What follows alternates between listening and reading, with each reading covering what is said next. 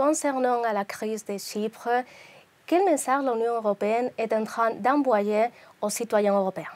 Cette proposition qu'a formulée l'Union européenne il y a quelques jours pour le sauvetage des banques chypriotes, elle remet en cause un principe fondamental du fonctionnement du système bancaire. Et ce principe, c'est le principe de la confiance. Il y a une garantie des dépôts qui s'applique à tout dépôt de moins de 200 000 euros. Elle assure à tout épargnant que quoi qu'il arrive, son épargne sera en sécurité. Et ça, c'est fondamental. Les déposants ne prennent pas de risques, ce ne sont pas à eux de prendre les risques qui sont encourus par les banques.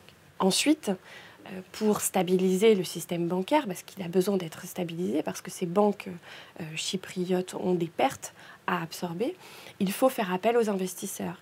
Il faut faire appel aux investisseurs, à ceux qui ont prêté aux banques et à tous, pas seulement à une partie d'entre eux. Les institutions européennes semblent paralysées. Que pouvez-vous conseiller aux épargnants? Les épargnants sont aussi des citoyens.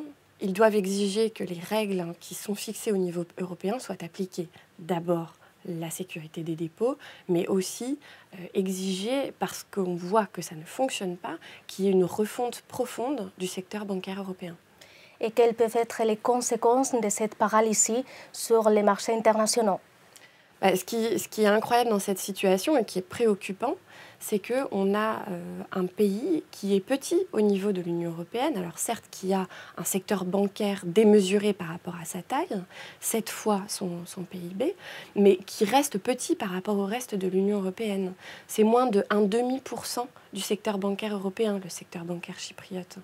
Et si ce secteur bancaire-là peut remettre en cause toute la stabilité du système européen, on voit que c'est un système qui est absurde et c'est pour ça qu'il faut absolument appeler à des réformes structurelles du secteur bancaire, à une meilleure capitalisation des banques, à une séparation de leurs activités. Aline Farès, merci beaucoup. Merci.